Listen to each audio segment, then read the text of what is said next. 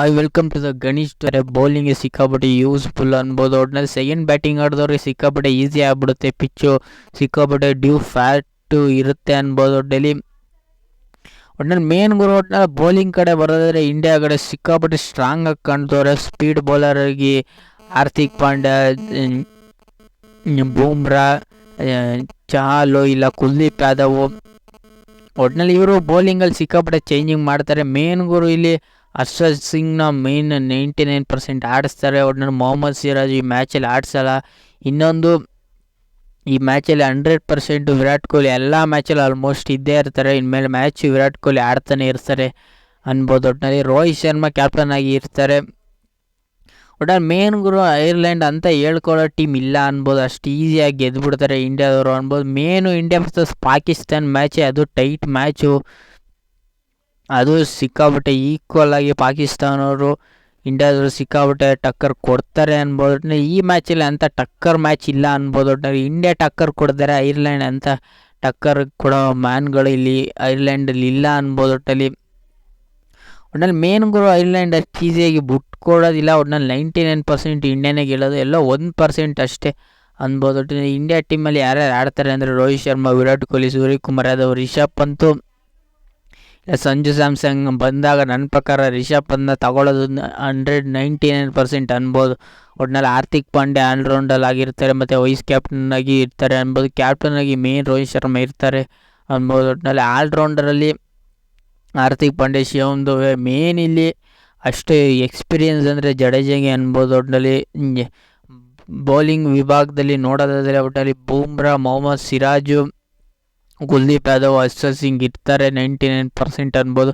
ಒಳ್ಳೆ ಮೇನ್ ಗುರು ಒಟ್ಟಿನಲ್ಲಿ ಇಲ್ಲಿ ಹೊಸ ಚೇಂಜಸ್ ಅನ್ನೋದ್ರೆ ನನ್ನ ಪ್ರಕಾರ ಇಲ್ಲಿ ಹೊಸ ಅಪ್ಡೇಟ್ ಅಂದರೆ ವಿರಾಟ್ ಕೊಹ್ಲಿ, ರೋಹಿತ್ ಶರ್ಮಾ ಓಪನಿಂಗ್ ಮಾಡ್ಬೋದು. ಇಲ್ಲ ಈ ಮ್ಯಾಚಲ್ಲಿ ಯಶಸ್ವಿ ಜೈಸ್ವಾಲ್ ಆಡಿಸ್ರು ಅನ್ಬೋದು. ಇಲ್ಲಾಂದರೆ ಏನೋ ಬೇರೆ ಥರ ಚೇಂಜ್ ಮಾಡೋದು 99% ಕಷ್ಟ ಅನ್ಬೋದು. ನನ್ನ ಪ್ರಕಾರ ಈ ಟೀಮಲ್ಲಿ ಇಷ್ಟು ಜನ ಇರ್ತಾರೆ ಅನ್ಬೋದು. ಒಟ್ಟಿನಲ್ಲಿ ಐರ್ಲೆಂಡ್ ಟೀಮಲ್ಲಿ ಹಿಂಗೆ ಇರ್ತಾರೆ ಅನ್ಬೋದು ಅಂತ ಹೇಳ್ಕೊಡೋ ಬೌಲಿಂಗ್ ಇರ್ಬೋದು. ನನ್ನ ಪ್ರಕಾರ ಐರ್ಲೆಂಡ್ ಟೀಮಲ್ಲಿ ಬೌಲಿಂಗ್ ಚೆನ್ನಾಗಿದೆ, ಬ್ಯಾಟಿಂಗ್ ಅಂತ ಹೇಳ್ಕೊಡೋ ಬ್ಯಾಟಿಂಗ್ ಇಲ್ಲ ಅನ್ಬೋದು. ಒಟ್ಟಿನಲ್ಲಿ ಇವರು ಟೋಟಲಾಗಿ ಆಡಿರೋದು ನೋಡೋದಾದರೆ ಟೋಟಲಾಗಿ ಒಂದು ಮ್ಯಾಚ್ ಇವ್ರಿಗೆ ಆಡಿಸಿರೋದ್ರಲ್ಲಿ ಒಂದು T20 ಮ್ಯಾಚ್, ಅದು ವರ್ಲ್ಡ್ ಕಪ್ನೇ ಆಡಿಸಿರೋದ್ರಲ್ಲಿ ಒಂದು ಮ್ಯಾಚಲ್ಲಿ ಇಂಡಿಯಾನೇ ಬರೀ ಬಂದಿದ್ದಾರೆ ಅನ್ಬೋದು.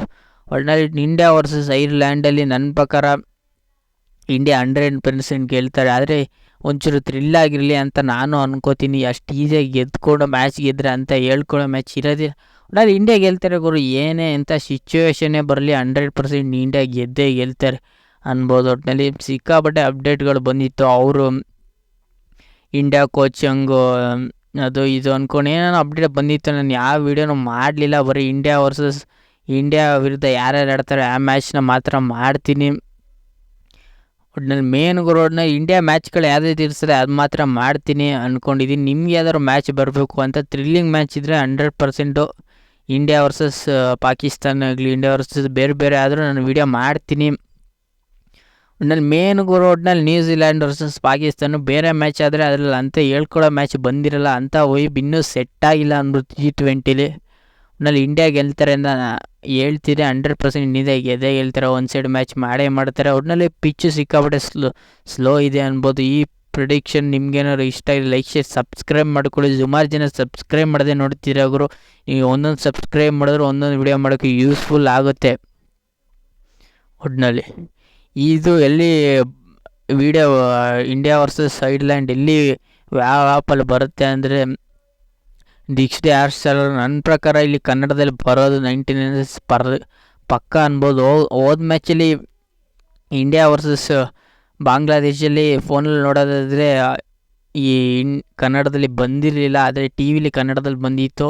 ಇದರಲ್ಲಿ ನನ್ನ ಪ್ರಕಾರ ಕನ್ನಡದಲ್ಲಿ ಬರೋದು 99% ಕನ್ಫರ್ಮ್ ಆಗಿದೆ. ಕನ್ನಡದಲ್ಲೂ ಮಾತಾಡ್ತಾರೆ ಮತ್ತು ಬೇರೆ ಭಾಷೆಯಲ್ಲೂ ಮಾತಾಡ್ತಾರೆ. ಒಟ್ಟಿನಲ್ಲಿ 7:00 ನನ್ನ ಪ್ರಕಾರ ಮ್ಯಾಚ್ ಸ್ಟಾರ್ಟ್ ಆಗೋದು ಈಸಿ ಅನ್ಬೋದು. ಅಲ್ಲಿ ಬೆಳಿಗ್ಗೆ ಆಗಿರುತ್ತೆ, ಇಲ್ಲಿ ರಾತ್ರಿ ಆಗಿರುತ್ತೆ. ಒಟ್ಟಿನಲ್ಲಿ ಮೇನ್ ಗುರು ಒಟ್ಟಿನಲ್ಲಿ ಈ ಪ್ರಿಡಿಕ್ಷನ್ ನಿಮ್ಗೇನಾದ್ರು ಇಷ್ಟ ಲೈಕ್ ಶೇರ್ ಸಬ್ಸ್ಕ್ರೈಬ್ ಮಾಡ್ಕೊಳ್ಳಿ. ಸುಮಾರು ಜನ ಸಬ್ಸ್ಕ್ರೈಬ್ ಮಾಡದೆ ನೋಡ್ತಿದ್ದೀರಾ.